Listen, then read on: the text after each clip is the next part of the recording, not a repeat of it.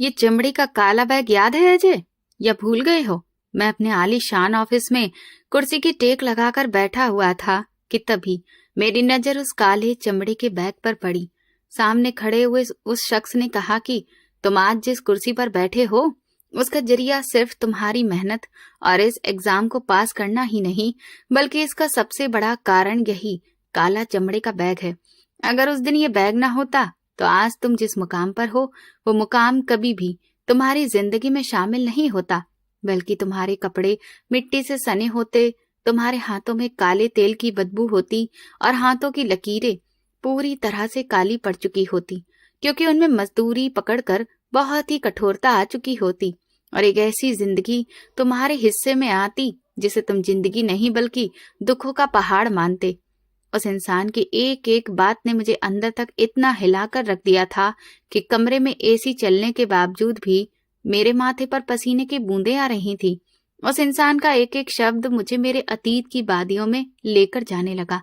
ये नजारा जो आज आप सबको दिख रहा है, ये कुछ सालों पहले इसके बिल्कुल ही उलट था। मेरा नाम अजय है। गरीबी की चक्की में पिसने वाले लाखों बच्चों की तरह मेरी कहानी भी किसी महल में पैदा होने वाले या मुंह में चांदी का चम्मच लेकर जन्म लेने वाले बच्चों की तरह शुरू नहीं होती। हम 5 बहन भाई थे। मैं सबसे बड़ा था और मेरा दूसरा भाई सबसे छोटा था, जबकि बीच में 3 बहनें थीं। शहर के एक गरीब इलाके में एक छोटा सा 2 कमरों का मकान था, जिसकी छत बरसात में टपकती थी और गर्मियों में तपती थी। वही हमारा एकमात्र सहारा था। मेरे पापा एक मजदूर थे। उनके हाथ ईंट उठाते उठाते पत्थर जैसे सख्त हो चुके थे और चेहरा धूप की तेजी से झुलसा हुआ था, लेकिन उनकी आंखों में हम बच्चों के लिए जो प्यार था वो किसी भी राजा के खजाने से भी ज्यादा कीमती था। वो पूरे दिन बोझ उठाते रहते, ईंट ढोते, ताकि शाम को हमारे लिए इज्जत की रोटी ला सकें। एक रात वो हमेशा की तरह थके हुए घर लौट कर आए। मम्मी ने जल्दी से उन्हें पानी का गिलास उनकी तरफ बढ़ाया। आज बहुत थक गए हैं, आप कुछ देर आराम कर लीजिए, फिर उसके बाद खाना खा लीजिए। मम्मी ने फिक्रमंदी से उनके मिट्टी से सने हुए पैरों को देखते हुए कहा।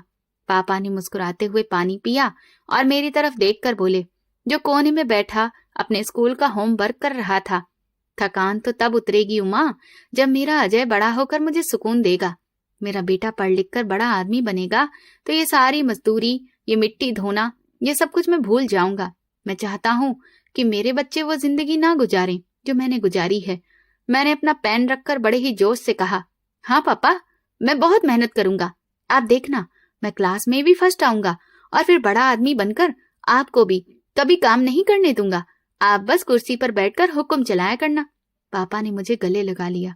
उस वक्त उनके पसीने की खुशबू मुझे दुनिया की सबसे अच्छी खुशबू लगी, लेकिन हमें क्या पता था कि किस्मत हमारे लिए क्या लुक चुकी है और हमारे सिर पर कैसी बिजली गिरने वाली है। उसी रात पापा खाना खाकर सोए तो फिर कभी नहीं उठे। सुबह जब मम्मी ने उन्हें उठाने की कोशिश की तो उनका शरीर बर्फ की तरह ठंडा पड़ चुका था। वो हमेशा के लिए गहरी नींद सो चुके थे। घर में कोहराम मच गया। चीख पुकार सुनकर मोहल्ले वाले इकट्ठा हो गए। वो इंसान जो हमारे लिए एकमात्र सहारा था, अचानक हमसे बहुत दूर चला गया। मैं उस वक्त सिर्फ 13-14 साल का था, लेकिन पापा की अर्थी को कंधा देते वक्त मुझे महसूस हुआ कि जैसे मेरी बचपन की अर्थी भी साथ में ही निकल गई हो। पापा के बाद जिंदगी का असली और खौफनाक चेहरा हमारे सामने आया। वो रिश्तेदार जो पापा की जिंदगी में होते हुए हमारे घर आते जाते थे, खूब अच्छे से मिलते थे, खाना खाते थे और अपनेपन का भरोसा दिलाते थे, अचानक अजनबी हो गए। पापा के जाने के तीसरे दिन ही चाचा, मामा, ताऊ सभी ने अपनी नजरें फेर ली और आपस में बातें होने लगी कि अब इन 5 बच्चों और एक विधवा औरत का खर्च कौन उठाएगा। सबको अपनी अपनी मजबूरियां याद आ गईं। कोई भी 5 अनाथ बच्चों का बोझ उठाने के लिए तैयार नहीं था। मेरी माँ, जो कल तक सिर्फ घर की 4 दीवारी के अंदर ही रहती थी और जिन्हें बाहर की दुनिया की मुश्किलों का कोई अंदाजा नहीं था, अब जमाने के थपेड़े सहने के लिए अकेली रह गई थी। पापा के दुख ने उन्हें बिल्कुल ही बेजान कर दिया था। उनकी आंखें रो रो कर सूज चुकी थीं, लेकिन हमारे पेट की आग बुझाने के लिए उन्होंने अपने आंसू भी पोंछे और घर से निकलकर वो खड़ी हो गईं। अजय बेटा, तुम फिक्र मत करो, जब तक तुम्हारी माँ जिंदा है तुम सब बहन भाई पढ़ोगे। मैं लोगों के घरों में काम कर लूंगी बेटा, झाड़ू पोछा करूंगी, लेकिन तुम्हारी पढ़ाई नहीं रुकने दूंगी। तुम्हारे पापा का सपना अधूरा नहीं रहेगा। मम्मी ने मेरे सिर पर हाथ फेरते हुए दुख भरे अंदाज में कहा था, लेकिन मैं देख चुका था कि उनके अंदर का इंसान टूट चुका था। उस दिन मेरा दिल कटकर रह गया। मेरी माँ, जो मेरे लिए बिल्कुल किसी रानी से कम नहीं थी, जिन्हें पापा ने कभी गर्म हवा तक नहीं लगने दी थी, अब लोगों के घरों में बर्तन धोने और कपड़े धोने के लिए मजबूर थी। वो सुबह सुबह ही निकल जाती और शाम को थकी हुई वापस घर लौटती। लोगों की कठोर बातें, उनके ताने और उनका नफरत से भरा व्यवहार, वो सब कुछ खामोशी से बर्दाश्त करती रही ताकि हम लोग स्कूल जा सकें और हमारे पेट में रोटी जा सके। हम सारी बहन भाई एक सरकारी स्कूल में पढ़ते थे। मैं क्लास में बैठता तो था और अपने टीचर की सारी बातें सुनता भी था, लेकिन मेरा ध्यान किताबों की जगह माँ के चेहरे की लकीरों पर ही रहता था। मुझे हर वक्त ये फिक्र लगी रहती थी कि इस वक्त मेरी माँ किसी के घर पर फर्श रगड़ रही होगी। शाम को जब मम्मी घर लौट कर आती तो उनके हाथ सर्फ और साबुन की वजह से बहुत ही खुरदरे हो चुके होते थे और पैर सूजे होते थे। मैं भागकर उनके लिए पानी लाता और उनके पास बैठ जाता।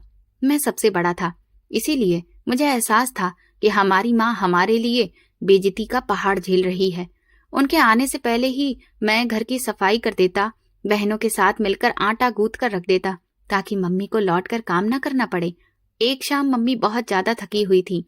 वो चारपाई पर लेटी थी तो उनके मुंह से हल्की सी कराह निकल रही थी। मैंने तुरंत ही तेल की शीशी उठाई और उनके पैरों में मालिश करना शुरू किया। रहने दो बेटा, तुम अभी बहुत छोटे हो, थक जाओगे।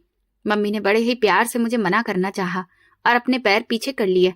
मैंने उनके पैर मजबूती से पकड़ लिए और दबाते हुए जिद की, नहीं मम्मी, आप पूरा दिन हमारे लिए इतना काम करती हैं, क्या मैं आपके लिए इतना भी नहीं कर सकता? मुझे ये सब अच्छा लगता है, मैं ये सब सिर्फ अपने लिए कर रहा हूँ। मम्मी ने नम आंखों से मेरी तरफ देखा। उठकर वो बैठ गईं और मेरे माथे पर हाथ फेरा। उनके आंसू मेरे हाथों पर गिर पड़े। मैंने उनके कठोर हाथों को अपने छोटे से हाथों में लिया और भरी हुई आवाज में बोला, मम्मी बस कुछ साल और, मैं बड़ा हो जाऊंगा ना, फिर मैं आपको लोगों के घरों में काम नहीं करने दूंगा। मैं आपको बहुत आराम दूंगा। मैंने सुना है कि जब कोई ऑफिसर बनता है ना तो उसे बड़ी गाड़ी और बड़ा बंगला मिलता है। आप देखना, मैं इतना कमाऊंगा कि आपको बिल्कुल रानी बनाकर रखूंगा। आप फिर बस आराम करना। मम्मी के सूखे हुए होठों पर एक उदास मुस्कान आ गई।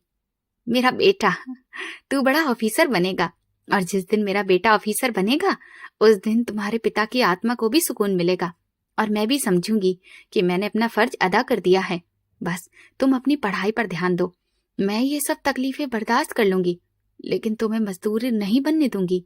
मैंने दृढ़ निश्चय लेते हुए सिर हिलाया कि मैं ऑफिसर बनूंगा मम्मी, जरूर बनूंगा। लेकिन शायद भगवान को हमारी परीक्षा अभी और भी ज्यादा लेनी थी। शायद किस्मत हमारे सब्र को आखिरी पैमाने तक नापना चाहती थी। लगातार काम करना, ठीक से खाना ना खा पाना और पापा की कमी ने मम्मी को अंदर से बहुत खोखला कर दिया था। पहले उन्हें बुखार आने लगा। हमें लगा कि ये सिर्फ मौसमी बुखार है, लेकिन फिर खांसी ने ऐसा बसेरा डाल लिया कि जाने का नाम ही नहीं लिया। दवाई के लिए पैसे ही नहीं हो पाते थे, इसीलिए वो घरेलू नुस्खों और इधर उधर की चीजों से काम चलाती रहीं। एक रात मम्मी की तबीयत हद से ज्यादा बिगड़ गई। वो सारी रात खांसती रही और उनकी सांस उखड़ने लगी। जब उन्होंने खांस कर थूका तो उसमें खून सा दिखा। ये देखकर मैं डर गया। घर में खाने के लिए कुछ भी नहीं था। आटे का बर्तन खाली था और जेब में एक पैसा भी नहीं था। छोटा भाई भूख से रो रहा था और बहनें उसे पानी पिला पिला कर बहलाने की कोशिश कर रही थी। मैंने अपनी माँ की तरफ देखा। उनका चेहरा सफेद पड़ चुका था और आंखें अंदर की तरफ धंस गई थी। मैं पानी का गिलास लेकर उनके पास गया। मम्मी, पानी पी लो। उन्होंने कांपते हाथों से गिलास पकड़ा, लेकिन कमजोरी इतनी ज्यादा थी कि उनके हाथ से गिलास छूटकर गिर गया और पानी बिस्तर पर फैल गया। वो इतनी लाचार हो गई थी कि उनसे उठकर बाथरूम तक जाना भी मुश्किल हो गया था। अजय, उन्होंने धीमी और टूटती हुई आवाज में मुझे बुलाया। हाँ मम्मी, मैं यही हूँ। मैं उनके पास गया और उनका सिर अपनी गोद में रख लिया। मुझे लगता है कि मेरा वक्त भी बहुत करीब है। अपने बहन भाइयों का मेरे बाद ख्याल रखना, उन्हें बिखरने मत देना बेटा। उनकी आंखों से आंसू बहकर मेरे हाथों पर गिर रहे थे। मेरा दिल मुट्ठी में आ गया। डर की एक भयानक लहर मेरी रीढ़ की हड्डी में दौड़ गई। मम्मी, आप ऐसी बातें मत करो, आप ठीक हो जाओगी। मैं कल डॉक्टर को बुला लूंगा। नहीं बेटा, डॉक्टर को देने के लिए हमारे पास पैसे कहाँ हैं, और अब मुझसे चला भी नहीं जाता। लोगों को घरों का अब मुझसे काम भी नहीं होता। आज जिस घर में काम करती थी, वहां की मालकिन ने संदेश भिजवाया है कि अगर कल काम पर नहीं आई तो वो किसी और को रख लेगी। हमारी रोजी रोटी का आसरा भी खत्म हो गया है, मम्मी ने रोते हुए बताया। ये सुनकर मेरे अंदर कुछ टूट गया। जिस माँ ने हमें पालने के लिए अपनी जवानी, अपना सुकून और अपनी सेहत दांव पर लगा दी, आज वो 2 वक्त की रोटी के लिए अपनी जान से गुजर रही थी। घर में रोटी के लाले पड़ चुके थे। रिश्तेदारों के दरवाजे तो पहले से ही बंद थे, और माँ का एकमात्र सहारा और उनकी नौकरी भी शायद खत्म होने वाली थी। मैं सारी रात जागता रहा। दीवार पर लटका हुआ मेरा स्कूल का बैग मुझे घूर रहा था। मुझे अपनी किताबों से, अपने पेन से बहुत प्यार था, लेकिन उस वक्त मुझे अपनी बहन भाइयों के पेट की आवाजें ज्यादा तेज सुनाई दे रही थीं। मुझे समझ आ गया था कि अब मुझे बस्ते का बोझ उतार कर जिम्मेदारी का बोझ अपने कंधों पर लादना होगा। अगर अभी भी मैंने कुछ भी नहीं किया तो मेरी माँ बीमारी से और मेरे बहन भाई भूख से तड़प तड़प कर मर जाएंगे। सुबह होते ही मैंने फैसला कर लिया। मैंने अपनी स्कूल की यूनिफॉर्म को तय करके बक्से में रखा और मम्मी के पास गया, जो बड़ी मुश्किल से आंखें खोल पा रही थी। मम्मी, आप आज काम पर नहीं जाएंगी? मैंने मजबूत अंदाज में कहा। हालांकि अंदर से मैं रो रहा था। लेकिन बेटा, घर कैसे चलेगा? राशन कहाँ से आएगा? दवाइयाँ कहाँ से आएंगी? मम्मी ने कमजोर आवाज में पूछा। मैं हूं ना मम्मी, मैं काम करूंगा। मैं बच्चा नहीं रहा हूं, मैं कमाऊंगा और आपका इलाज भी करवाऊंगा। मम्मी ने तड़प कर मेरा हाथ पकड़ लिया। उनकी गिरफ्त कमजोर थी, लेकिन उसमें ममता की ताकत थी। नहीं अजय, बिल्कुल भी नहीं। तुम अभी बहुत छोटे हो, तुम्हें पढ़ना है। तुमने वादा किया था कि तुम ऑफिसर बनोगे। खबरदार जो तुमने स्कूल छोड़ा। मेरे गले में जैसे फंदा बन गया था, लेकिन फिर भी मैंने अपने जज्बातों को दबा कर रखा। ऑफिसर बनने के लिए जिंदा रहना जरूरी है मम्मी, और जिंदा रहने के लिए रोटी चाहिए। मैं वादा करता हूँ कि मैं मेहनत करूंगा, कोई गलत काम नहीं करूंगा। लेकिन अब आप आराम करेंगी, अब आपका बेटा काम आएगा। मम्मी मुझे रोकती रही, रोती रही, वास्ते देती रही, लेकिन मैंने अपने आंसू पी लिए। मुझे पता था कि उनका इलाज और खर्च अब सिर्फ मेरे कंधों पर है। मैं घर से निकलकर खड़ा हो गया। बाहर की दुनिया बहुत जालिम थी और मैं बहुत छोटा था, लेकिन मेरे पास हिम्मत के सिवा और कोई रास्ता नहीं था। मैं सड़कों पर मारा मारा फिरने लगा। सूरज आग बरसा रहा था और मेरा पेट खाली था, लेकिन घर के हालात मुझे रुकने की इजाजत नहीं दे रहे थे। मैं एक होटल पर गया जहां खाना पक रहा था। बाबा जी, मुझे काम पर रख लीजिए, मैं बर्तन धो लूंगा, सफाई कर लूंगा, मैंने मालिक से कहा। मालिक ने मेरी तरफ देखा और बड़ी नफरत से कहा, तू जा यहाँ से और कहीं जाकर बाहर खेल। हम बच्चों को काम पर नहीं रखते। कल को अगर कोई बर्तन तोड़ दिया तो मेरा तो नुकसान हो जाएगा। चल भाग जा यहाँ से। मैं वहां से निकला और एक कपड़े की दुकान पर गया। सेठ जी, कोई छोटा मोटा काम हो तो दे दीजिए। अरे नहीं भाई, मुझे जरूरत नहीं है। वैसे भी तुम जैसे लड़के काम कम करते हैं और चोरी ज्यादा करते हैं। शकल से ही भिखारी लग रहा है। सेठ ने मुझे दुत्कार दिया। उनकी बातें मेरे दिल पर खंजर की तरह लगी। मैं भिखारी नहीं था, मैं मजबूर था। दोपहर हो चुकी थी, प्यास से गला सूख रहा था। कई जगह से दुत्कारे जाने के बाद मैं शहर के आखिरी किनारे पर बनी एक वर्कशॉप पर पहुंच गया। वहां गाड़ियों का शोर था, काले तेल की बू थी और हथौड़ों की ठक ठक कट कट की आवाजें आ रही थी। मेरी नजर एक बड़ी सी वर्कशॉप पर पड़ी, जहां काले रंग का मोटा सा इंसान, जिसके कपड़े तेल से सने थे और हाथ में एक बड़ा सा पाना था, ऊंची आवाज में अपने नौकरों को गालियां दे रहा था। वो उस वर्कशॉप का गुरु लग रहा था। उसका व्यवहार देखकर मैं घबरा गया, लेकिन अब और कोई रास्ता भी नहीं था। मैं डरते डरते उसके पास गया। गुरुजी, मैंने हिम्मत करके आवाज दी। उसने मुड़कर मेरी तरफ देखा और उसकी आंखें काफी लाल थीं। पान खाने की वजह से दांत काफी खराब हो चुके थे और चेहरे पर गहरा रूखापन था। क्या हो गया है? भीख मांगने आया है? तो आगे निकल, यहाँ कोई दान नहीं बट रहा, उसने बड़े कड़क अंदाज में कहा। मैंने जल्दी से दोनों हाथ जोड़ते हुए कहा, नहीं गुरुजी, मैं कोई भीख नहीं मांग रहा हूँ, मुझे बस काम चाहिए। मैं मेहनत करूंगा, आप जो कहेंगे वो करूंगा, बस मुझे नौकरी पर रख लीजिए। उस गुरु ने मुझे ऊपर से नीचे तक देखते हुए मेरा जायजा लिया। मेरा कमजोर शरीर और कम उम्र देखकर वो जोर जोर से हंसने लगा, जो किसी धमाके से कम नहीं था। तू तू काम करेगा? अपनी उम्र देखी है? दूध पीने के दांत टूटे नहीं और चला है गाड़ी ठीक करने। ये बच्चों का खेल नहीं है। चल भाग जा यहाँ से। मेरे पैरों तले से जमीन निकल गई। ये मेरी आखिरी उम्मीद थी। अगर यहाँ से भी खाली हाथ लौटा तो फिर घर जाकर माँ को क्या मुंह दिखाऊंगा? छोटे भाई को रोटी कहाँ से दूंगा? शाम होने वाली थी और घर में अंधेरा और भूख मेरा इंतजार कर रहे थे। मेरी आंखों में आंसू आ गए। मैं अपनी बची हुई इज्जत मारकर उसके तेल से गंदे पैरों के पास बैठ गया और उसके पैर पकड़ लिए। भगवान के लिए मुझे रख लीजिए।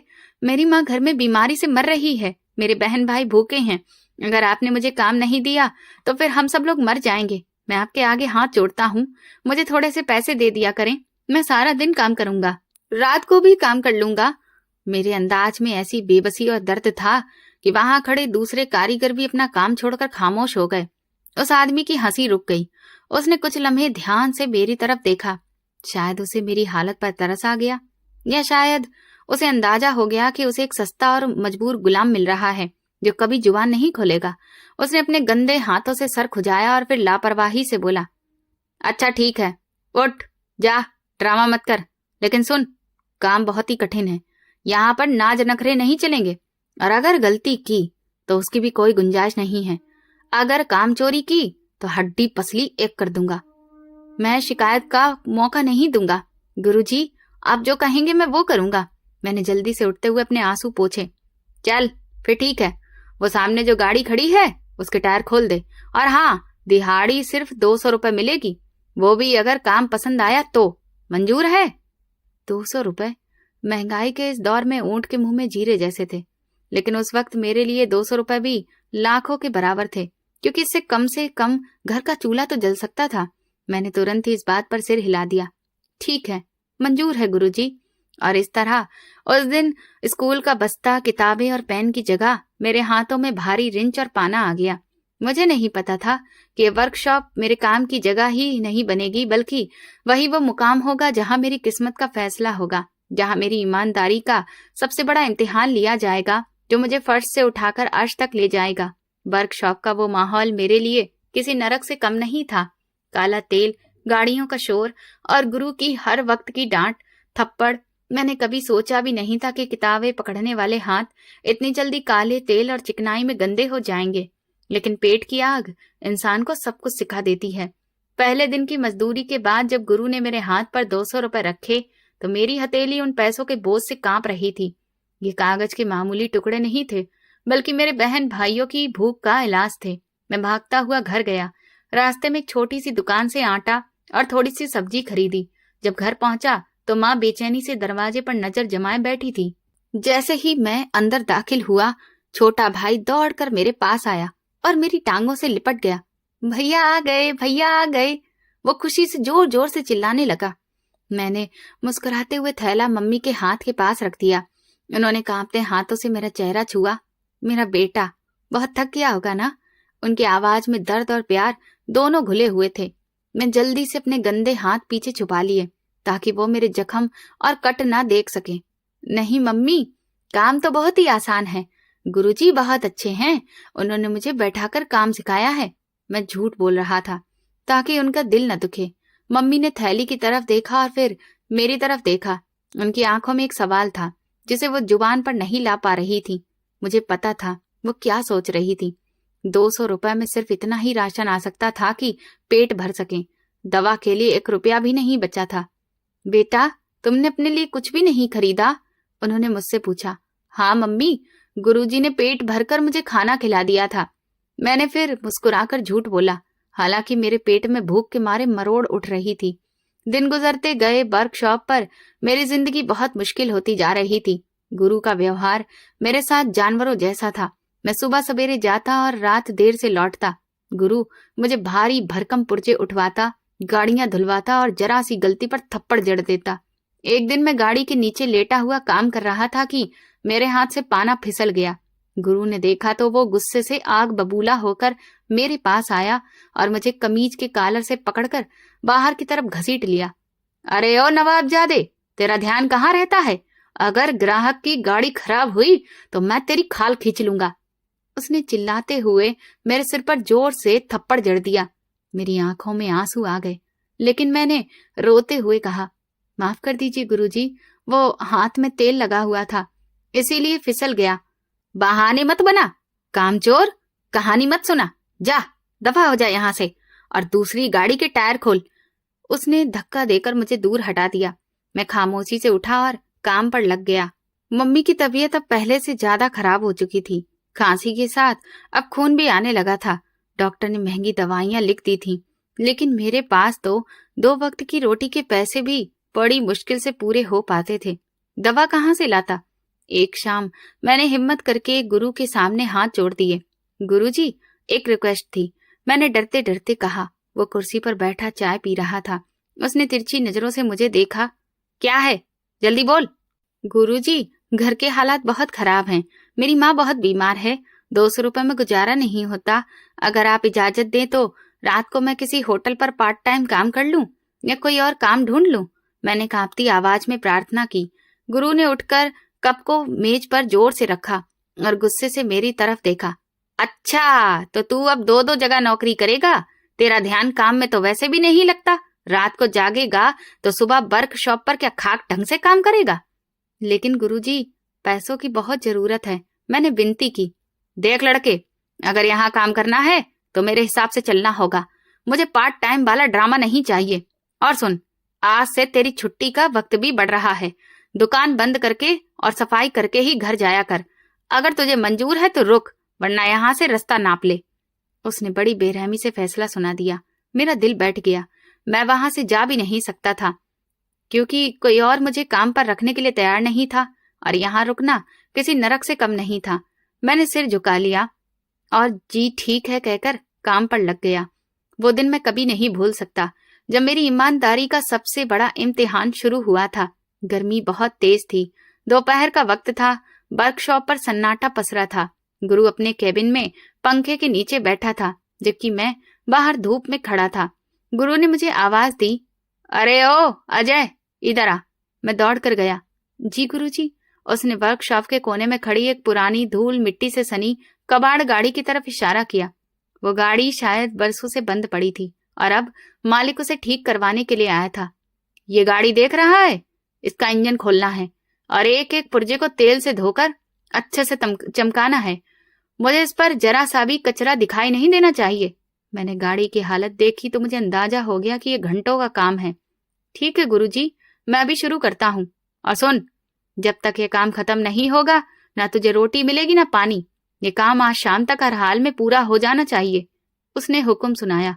मैं सुबह से भूखा था। ये सुनकर मेरे पेट में भूख की लहर उठी, लेकिन मैंने खामोशी से सिर हिला दिया। मैं सारा दिन उस गाड़ी के साथ जूझता रहा। गर्मी और भूख से मेरा बहुत बुरा हाल था। चक्कर आ रहे थे, लेकिन गुरु के डर से मैं रुका नहीं। शाम होने वाली थी जब मैंने इंजन का काम तकरीबन पूरा कर लिया था। मेरे कपड़े सिर से पैर तक काले हो चुके थे। मैं गाड़ी के अंदर की सफाई करने के लिए पिछली सीट की तरफ गया। सीट के नीचे बहुत सारा कचरा फंसा हुआ था। मैंने हाथ डालकर पुराने कागज और खाली बोतलें निकाली। अचानक मेरा हाथ किसी सख्त चीज से टकराया। वो कोई भारी चीज थी जो सीट के ठीक नीचे दबी हुई थी। मैंने जोर लगाकर उसे बाहर खींचा। वो काले रंग का एक चमड़े का बैग था। उस पर धूल जमी हुई थी, लेकिन चमड़ा बहुत ही बेहतरीन क्वालिटी का लग रहा था। मैं हैरानी से उस बैग को देखने लगा। ये क्या चीज है? शायद मालिक का कोई पुराना सामान होगा, मैंने खुद से सोचा। मैंने बैग को अपनी गोद में रखा और उसकी चेन पर हाथ रखा। चेन थोड़ी सी जाम हो गई थी, लेकिन ताकत लगाने पर हल्की सी आवाज के साथ वो खुल गई। और जैसे ही उस बैग का मुंह खुला, मेरी आंखें खुली की खुली रह गईं। मेरे गले से आवाज निकलना बंद हो गई थी। वो बैग औजारों से नहीं भरा था, बल्कि उसके अंदर नोटों की गड्डियां थीं। 500 के नोटों के बंडल इतने सलीके से रखे हुए थे कि गिनना ही मुश्किल था। ये लाखों नहीं, शायद करोड़ों रुपए हो सकते थे। मेरा दिल जोर जोर से धड़कने लगा। एक पल के लिए मुझे ऐसा लगा जैसे मैं कोई सपना देख रहा हूँ। मैंने कांपते हाथों से नोटों को छुआ। वे बिल्कुल असली थे। इतने सारे पैसे मैंने अपनी जिंदगी में कभी एक साथ नहीं देखे थे। मेरे दिमाग में सबसे पहला ख्याल अपनी माँ का आया। वो माँ जो दवा के लिए तरस रही थी। वो बहन भाई जो पेट भरकर खाना नहीं खा सकते थे, मेरे कानों में तुरंत ही बुरे ख्याल आने लगे, जैसे कि शैतान मुझ पर हावी हो रहा हो। अजय, ये तो तेरी लॉटरी लग गई। इतने पैसों से तो तू अपनी माँ का अच्छा इलाज करवा सकता है, अपना घर भी ले सकता है। फिर तुझे इस जालिम आदमी की गालियां नहीं सुनने पड़ेंगी। ले ले ये पैसे, किसी को भी पता नहीं चलेगा। ये गाड़ी कबाड़ थी, मालिक शायद भूल चुका है।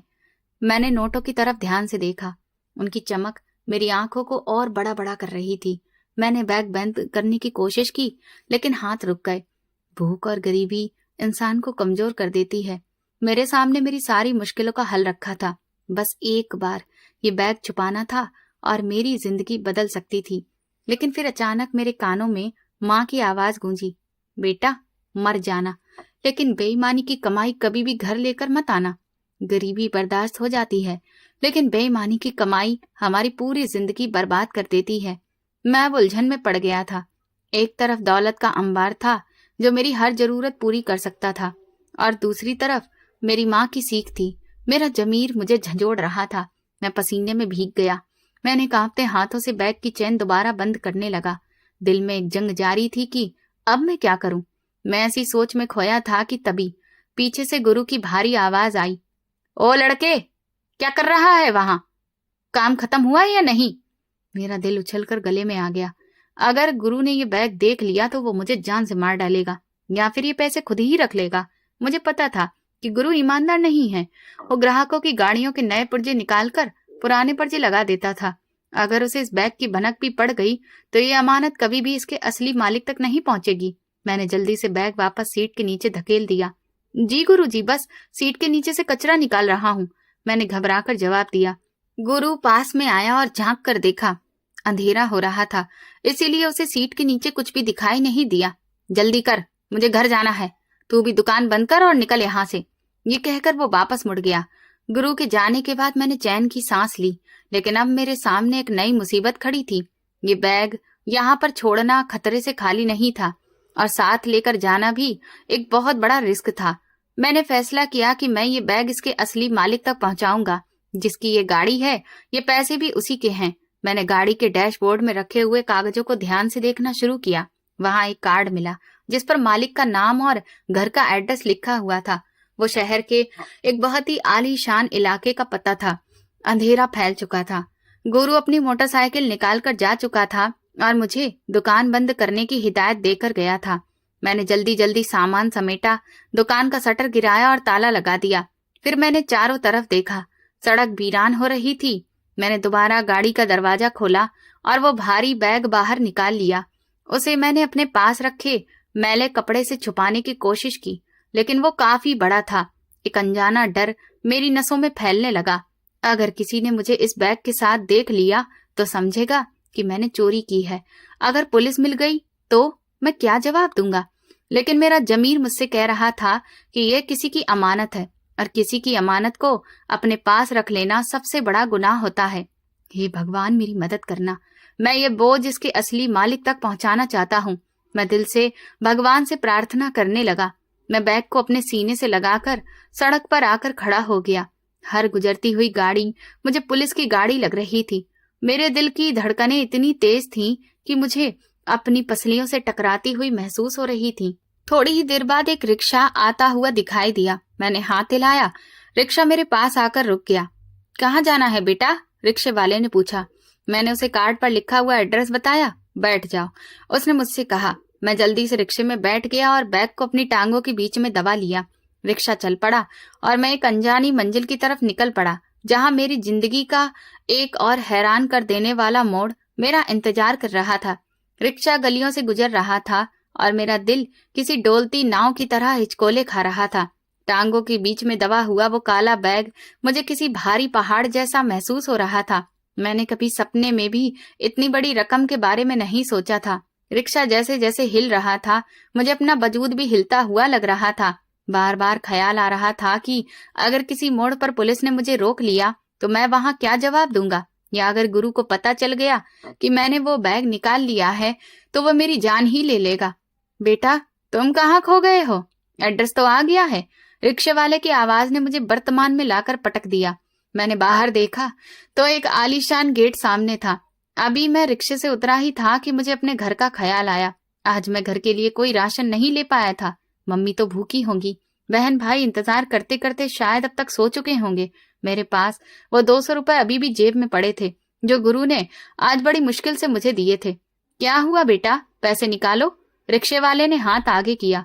मैंने कांपते हाथों से वो 200 रुपए निकाल कर उसे दिए। रिक्शा वाला पैसे लेकर चला गया और मैं उस भारी भरकम बंगले के सामने अकेला खड़े रह गया। बैग को मैंने कपड़े के नीचे और भी कसकर दबा लिया। वो कुछ ही लम्हे पहले की बात थी जब मैं वर्कशॉप में अकेला रह गया था। गुरु के जाने के बाद जब मैंने वो बैग निकाला तो मेरे दिमाग में बहुत सारी उलझनें आई थीं। अजय, ये सब पैसे तुम्हारे हो सकते हैं, तुम इसे रख लो।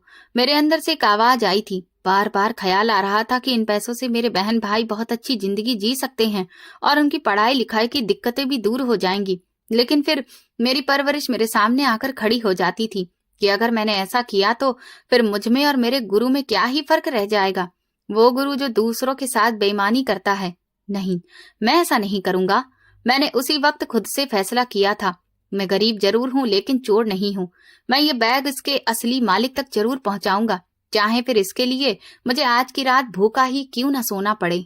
बंगले के बड़े गेट पर एक गार्ड खड़ा था जिसने मुझे सिर से पैर तक देखा। मेरे कपड़े तेल से गंदे थे और चेहरे पर मिट्टी लगी थी। अरे ओ लड़के, कहाँ घुसा चला आ रहा है? गार्ड ने मुझे झिड़कते हुए कहा।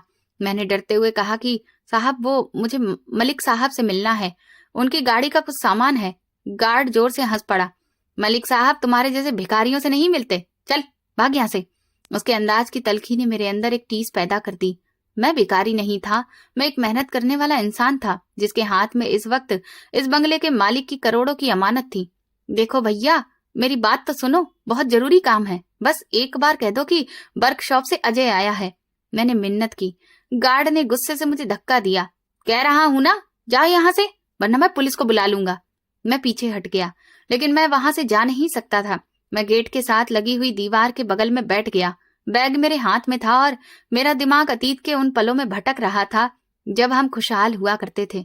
पापा जिंदा थे तो हमें कभी किसी के सामने हाथ फैलाने की जरूरत नहीं पड़ती थी। कुछ देर गुजरी तो एक नौकर गेट से बाहर निकला। मैंने लपक कर उसे पकड़ लिया। भैया, भगवान के लिए मेरी बात तो सुनो। देखो, मैं यहाँ कोई भीख मांगने नहीं आया हूँ। साहब की एक अमानत मेरे पास है, बस मैं वो देकर चला जाऊंगा। उस नौकर को शायद मुझ पर तरस आ गया। उसने मेरा बैग देखा जिससे मैंने छुपाया हुआ था। क्या है इसमें? उसने पूछा। मैं सिर्फ साहब को ही दिखा सकता हूँ, मैंने जोर देते हुए कहा। वो अंदर गया और थोड़ी ही देर के बाद वापस लौट आया। आ जाओ, साहब ने तुम्हें बुलाया है, लेकिन देखो कोई भी उल्टी सीधी हरकत मत करना, वरना तुम्हें जेल भी हो सकती है। मैं धड़कते दिल के साथ अंदर दाखिल हुआ। मैं एक बहुत बड़े हॉल में पहुंचा जहां सोफे पर एक बहुत ही रौबदार आदमी बैठा हुआ अखबार पढ़ रहा था। यही वो इंसान था जिसकी आज मैंने गाड़ी साफ की थी। हाँ बोलो लड़के, क्या लेकर आया है? उस आदमी ने अखबार से नजर हटाए बिना ही पूछा। मैंने आगे बढ़कर वो काला बैग मेज पर रख दिया। साहब, यह आपकी गाड़ी की पिछली सीट के नीचे से मिला है। साहब ने जैसे ही वो बैग देखा, उनके हाथ से अखबार गिर गया। उन्होंने तेजी से बैग खोला और नोटों की गड्डियां देखकर उनके चेहरे का रंग ही उड़ गया। वो हैरत से कभी बैग को देखते और कभी मुझे। तुम्हें पता है इसमें कितने पैसे हैं? उनकी आवाज में धमाके जैसी गूंज थी। नहीं साहब, मैंने तो गिने ही नहीं, बस इतना पता है कि ये आपके हैं और मुझे आप तक पहुंचाने थे, मैंने सादगी से जवाब दिया। उन्होंने बैग बंद किया और सोफे से उठकर मेरे पास आए। तुम्हारे गुरु ने ये नहीं देखा? नहीं साहब, मैंने उन्हें नहीं बताया। अगर वो देख लेते तो शायद ये आप तक पहुंच नहीं पाते, मैंने सच्चाई से कहा। वो इंसान खामोश हो गया और गहरी नजरों से मेरा जायजा लेने लगा। उसकी खामोशी मुझे अब डरा रही थी। मुझे लगा कि शायद वो मुझ पर शक कर रहा है कि मैंने कुछ पैसे निकाल लिए होंगे। तुम्हारा नाम क्या है? उसने पूछा। अजय, मैंने छोटा सा जवाब दिया। अजय, तुम बहुत ही छोटे हो और बहुत गरीब भी लग रहे हो। तुमने ये पैसे खुद क्यों नहीं रख लिए? इससे तुम्हारी जिंदगी तो बदल सकती थी ना। उस आदमी के सवाल में एक अजीब सा इम्तिहान था। मेरी आंखों में आंसू आ गए। मेरी माँ कहती है साहब कि गरीबी में भूख बर्दाश्त हो जाती है, लेकिन जमीर बेचकर खाया हुआ रोटी का टुकड़ा कभी भी हजम नहीं होता। मैं गरीब जरूर हूं, लेकिन चोर नहीं बनना चाहता। वो शख्स कुछ कहने ही वाला था कि अचानक उसका फोन बजने लगा। उसने फोन सुना और फिर उसका चेहरा और भी ज्यादा गंभीर हो गया। ठीक है, मैं अभी आता हूँ। उसने मेरी तरफ देखा। अजय, तुम यहीं रुको, मुझे एक जरूरी काम से जाना है, मैं वापस आकर तुमसे बात करूंगा। साहब, मुझे अपने घर जाना है, मेरी माँ बीमार है और बहन भाई भूखे होंगे, मैंने बेचैनी से कहा। सिर्फ आधा घंटा, गार्ड तुम्हें खाना खिला देगा, तुम बस यहीं बैठो। उसने हुक्म दिया और तेजी से बाहर चला गया। मैं वहां अकेला खड़ा रह गया। गार्ड मुझे किचन की तरफ ले गया और एक प्लेट में खाना लाकर दिया। खाना देखकर मेरी भूख जाग गई, लेकिन मुझे वो निवाला गले से नीचे उतारना बहुत मुश्किल लग रहा था। घर में सब लोग भूखे होंगे और मैं यहाँ इतना स्वादिष्ट खाना खा रहा था। मैंने वो खाना नहीं खाया। मैंने नौकर से कहा कि क्या मैं इसे अपने घर लेकर जा सकता हूँ। उसने हैरत से मुझे देखा और एक टिफिन में वो खाना पैक करके दे दिया। मैं बंगले के लॉन में बैठकर साहब का इंतजार करने लगा। रात गहरी हो रही थी, आसमान पर तारे चमक रहे थे और मैं सोच रहा था कि आज का दिन मेरी जिंदगी का कितना बड़ा दिन था। मैंने इतनी बड़ी मुश्किल को पार कर लिया था। तकरीबन 1 घंटे के बाद गेट पर एक गाड़ी आकर रुकी। ये वही मर्सिडीज थी जिसका जिक्र मैंने पहले किया था। मैं अपनी जगह से खड़ा हो गया। गाड़ी से वही साहब उतरे। वो चलते हुए मेरे पास आए और कहने लगे, अजय, सच कहूं तो मैंने अपनी अब तक की जिंदगी में तुम्हारे जितना ईमानदार इंसान नहीं देखा। न जाने कितने ही लोगों से मैं मिलता रहा हूँ, जिनमें से एक अमीर और बेहतरीन लोग हैं, जिनके पास दौलत की कोई कमी नहीं है, लेकिन फिर भी दौलत को लेकर उनकी भूख 1% भी कम नहीं होती। बल्कि पैसों के लिए तो वे किसी भी हद तक बेईमानी तक गिर सकते हैं। लेकिन एक तुम हो जो गरीब होने के बावजूद भी अपनी नीयत में जरा सा भी खोट नहीं आने दिया। इतने सारे पैसों से तुम अपनी हर तरह की मुसीबत से छुटकारा पा सकते थे, लेकिन फिर भी तुमने सबसे ऊपर अपनी ईमानदारी को रखा। मेरे पास भले ही कितनी भी दौलत हो, लेकिन सच कहूं तो आज तुम वो इंसान हो जो मुझे अपने से भी ज्यादा दौलतमंद लग रहे हो, क्योंकि तुम्हारे पास ईमानदारी की दौलत है। तुम्हारे पास वो क्षमता है जिसने तुम्हारे मन को गलत रास्ते पर भटकने नहीं दिया। एक से एक लोग होते हैं जो सब कुछ कर सकते हैं, लेकिन अपने मन को भटकने से नहीं रोक पाते। जिसने अपने मन पर काबू कर लिया वो कुछ भी कर सकता है। और सच कहूं तो मुझे तुम्हारे अंदर वही ताकत नजर आती है। मैं इस बैग को लेकर बहुत लंबे समय से परेशान था, क्योंकि मैं बुरी तरह से भूल चुका था कि इस बैग को मैंने कहाँ रखा है। न जाने कब से इसे ढूंढा जा रहा था, पर देखो तो ये मिला भी तो कहाँ। शायद ये किस्मत का खेल ही था जो उसने इस बैग के जरिए मुझे तुम जैसे एक ईमानदार इंसान से मिलवाया। मुझे तुमसे बहुत कुछ सीखने को मिलेगा और इसीलिए आज से तुम्हारे और मेरे रास्ते अलग नहीं होंगे। मलिक साहब की बातें मुझे समझ में ही नहीं आ रही थी। मैं हैरत से उन्हें देख रहा था। मैंने कहा, साहब, रात बहुत हो गई है, मैं अपने घर जाना चाहता हूँ। मेरी माँ और मेरे भाई बहन मेरा इंतजार कर रहे होंगे। वो मुस्कुराने लगे और बोले, तो ठीक है, चलो हम साथ में चलते हैं। मैंने कहा, लेकिन आप मेरे साथ मेरे घर क्यों? वो कहने लगे, अरे चलो तो सही, क्या तुम मुझे अपने घर नहीं ले जा सकते? उनकी ये बात सुनकर मैं थोड़ा सा झिझक गया, क्योंकि वो इतने बड़े अमीर आदमी थे और मेरा घर एक छोटा सा गरीब खाना था, इसलिए मुझे बहुत झिझक लग रही थी। मैं चाहकर भी उन्हें मना नहीं कर सका। फिर उन्होंने मुझे अपनी शानदार मर्सिडीज गाड़ी में बिठाया। सच कहूं तो इतनी अच्छी गाड़ी में बैठते हुए भी मुझे बहुत घबराहट हो रही थी। बार बार लग रहा था कि उनकी गाड़ी की सीट मेरे कपड़ों से गंदी हो जाएगी, लेकिन उन्होंने जितनी इज्जत के साथ मुझे बिठाया था, उसके बाद मैं उन्हें मना तो नहीं कर सकता था। कुछ ही देर के बाद मैं अपने मोहल्ले की गली में पहुंच चुका था। जैसे जैसे मेरा घर करीब आ रहा था, मेरे दिल की धड़कन बहुत तेज हो रही थी, क्योंकि मुझे समझ ही नहीं आ रहा था कि मैं मलिक साहब को कहाँ बैठाऊंगा और इस वक्त न जाने कैसा माहौल होगा मेरे घर पर। शायद सब लोग सो चुके होंगे, लेकिन नहीं, मेरी माँ तो मेरा इंतजार कर रही होगी। मेरे घर में तो उनके स्वागत के लिए कुछ खाने पीने को भी नहीं है। इन्हीं सब उलझनों में डूबा हुआ था कि तभी गाड़ी रुकी और मुझे अपना घर कुछ दूरी पर ही नजर आ गया। फिर हम दोनों उतरकर धीरे धीरे चलने लगे। जैसे ही मैं घर के अंदर पहुंचा, मम्मी ने प्यार से कहा, आ गया मेरा बेटा। तभी उन्होंने मेरे पीछे एक शानदार कपड़े पहने हुए इंसान को देखा तो हैरान रह गईं और पूछने लगी कि बेटा ये कौन है? ये कहते हुए उनकी आवाज हल्की सी कांपने लगी। मैंने मम्मी को बताया कि ये मलिक साहब हैं, बहुत बड़े आदमी हैं, लेकिन माँ के चेहरे को देखकर मैं समझ पा रहा था कि वो इस वक्त उलझन में डूबी हुई हैं कि भला इतना बड़ा आदमी इतनी रात को हमारे घर में क्या कर रहा है। मलिक साहब सामने आगे बढ़े, मेरी माँ को नमस्ते किया और फिर उसी टूटी हुई चारपाई पर बैठ गए जिस पर माँ अभी तक लेटी हुई थी। उन्होंने फिर एक एक करके सारी बात माँ को बताई। जिन्हें सुनते ही उनकी आंखों में आंसू और चेहरे पर मुझ पर गर्व होने की चमक साफ दिखने लगी। मलिक साहब ने कहा कि आपने अपने बेटे को बहुत अच्छी परवरिश दी है। ऐसी परवरिश तो बड़े से बड़े परिवारों में भी लोग अपने बच्चों को नहीं दे पाते। उनके पास पैसा दौलत सब कुछ होता है, लेकिन बस बेसंस्कार नहीं होते जो उनके बच्चों में होने चाहिए। आपने सचमुच बहुत अच्छी परवरिश की है। मलिक साहब ने मुझे अपने पास बुलाया और मेरे कंधे पर हाथ रखते हुए कहा कि अजय, अगर मैं चाहता तो जो पैसे तुमने मेरी अमानत समझकर मुझे वापस लौटाए थे, उनमें से कुछ पैसे मैं तुम्हें इनाम के तौर पर दे सकता था, लेकिन सच कहूं तो ये तुम्हारी ईमानदारी की तौहीन होती। इसीलिए मैं कुछ और तुम्हारे लिए करना चाहता हूँ। मैंने हैरत से मलिक साहब की तरफ देखने लगा। मैंने उनसे कहा, नहीं साहब, मैंने वो पैसे आपको इसलिए नहीं लौटाए थे ताकि उसके बदले में मुझे कुछ मिल सके। मैं तो बस अपनी बात मैं पूरी भी नहीं कर पाया था कि मलिक साहब ने मुझे बीच में ही रोक दिया। वो कहने लगे कि तुमने अपने दिल की सुनी और अब मैं अपने दिल की सुनूंगा, और मुझे उम्मीद है कि तुम मुझे मेरे दिल की सुनने से रोकोगे नहीं। मलिक साहब ने माँ की तरफ देखते हुए कहा कि आज से आपका बेटा उस गैराज में काम नहीं करेगा, बल्कि वो अब एक बार फिर से पढ़ने के लिए स्कूल जाएगा। और सिर्फ वही नहीं, उसके बाकी के भाई बहन भी पढ़ने स्कूल जाएंगे और आपका इलाज भी इस शहर के सबसे बेहतरीन हॉस्पिटल में होगा। इस सब की जिम्मेदारी मेरी है। फिर मलिक साहब ने मुझसे पूछा, बताओ अजय, जाओगी ना स्कूल? उनकी ये बात सुनते ही मेरी आंखों से आंसू निकलने लगे। मैंने उनके हाथ पकड़ लिए और कहा, साहब, आपने मुझ पर बहुत बड़ा एहसान किया है। सच कहूं तो जब से मेरी पढ़ाई छूटी है, मैं हर दिन अंदर ही अंदर घुट रहा था, क्योंकि पढ़ लिख कर एक बहुत बड़ा ऑफिसर बनना सिर्फ मेरा ही नहीं बल्कि मेरे पापा का भी सपना था। लेकिन इस गरीबी की चक्की में पिसकर न सिर्फ मेरा सपना मर रहा था, बल्कि मैं भी हर दिन मरता जा रहा था। मलिक साहब ने मुझे अपने गले से लगाते हुए कहा, रो मत बेटा, आज के बाद तुम्हारे सपने नहीं मरेंगे। तुम ऑफिसर बनना चाहते हो ना, तो तुम बनोगे।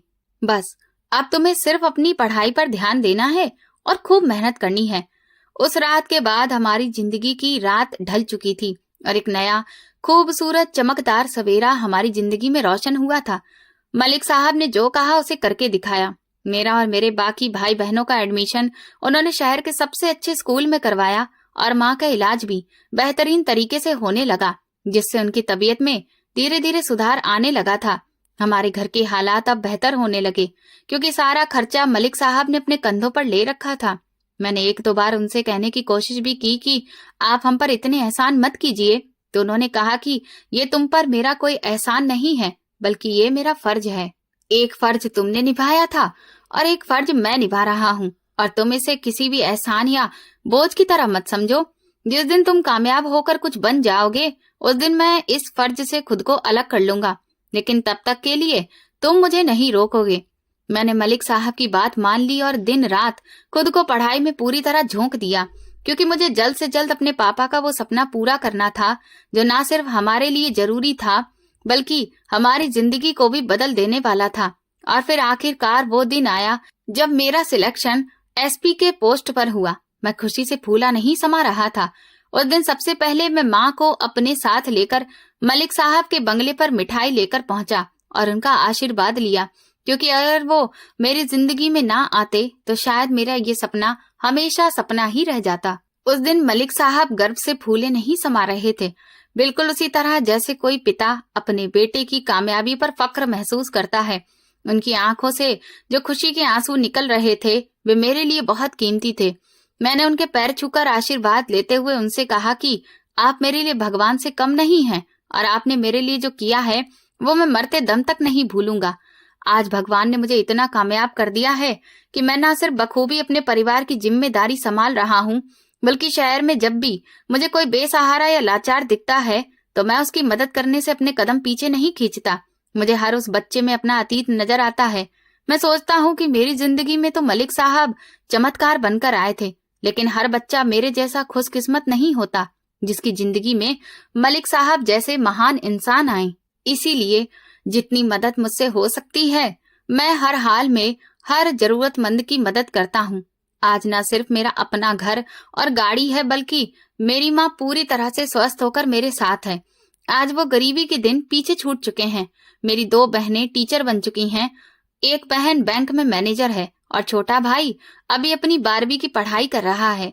आज जिंदगी में सब कुछ बेहतरीन है, लेकिन जब भी मैं पीछे पलटकर अपने अतीत को देखता हूँ तो लगता है कि एक वो समय था जिसमें मैं सोच भी नहीं सकता था कि मैं कुछ बन भी पाऊंगा या अपने घर वालों को एक बेहतर भविष्य दे पाऊंगा। लेकिन ऊपर वाले की मेहरबानी थी कि उसने मुझे मलिक साहब से मिलाया। अगर वो चमड़े का बैग मेरी जिंदगी में ना आता तो शायद मैं मलिक साहब तक कभी नहीं पहुंचता। आज जब हमारे दिन बेहतर हैं, हम सब अच्छी पोस्ट पर काम कर रहे हैं, तो वही रिश्तेदार जिन्होंने पापा के जाते ही हमसे मुंह मोड़ लिया था, जो हमसे रिश्ता रखना अपनी बेइज्जती समझते थे, वही लोग आज समाज में हमारा नाम लेकर खुद को ऊंचा दिखाते हैं कि अरे हम तो उनके रिश्तेदार हैं। शायद ये दुनिया ऐसी ही है जहां आपको आपकी पोस्ट, आपके पैसे और रुतबे से ही आंका जाता है। हमारे दिन बदले तो हमारे रिश्तेदार भी बदल गए और उन्होंने एक बार फिर से हमसे रिश्ता जोड़ने की कोशिश की।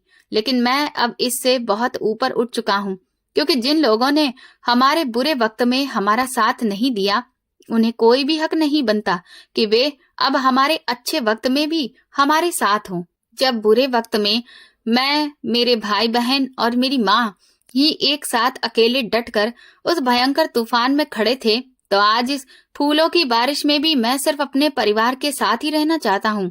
और इसीलिए ऐसा नहीं है कि मैंने उनमें से किसी की भी बेइज्जती की, लेकिन हाँ, बहुत ही इज्जत के साथ मैंने उन सबके सामने हाथ जोड़कर अपनी तरफ आने वाले रास्ते के सारे दरवाजे बंद कर दिए।